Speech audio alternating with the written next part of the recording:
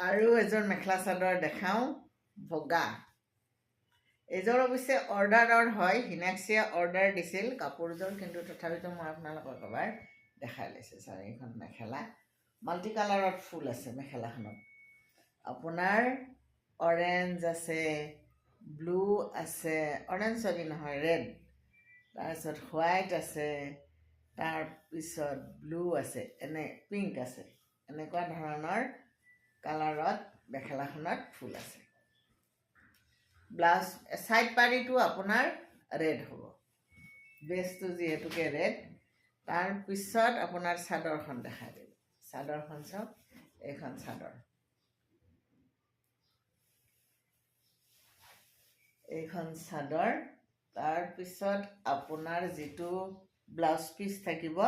blouse পিচটোত হাতত এইখিনি দিয়া হৈছে ধুনীয়া কাপোৰ এযোৰ বিৰাট ধুনীয়া লাগিছে কাপোৰযোৰ পিন্ধিলেতো একদম গুলি লাগিব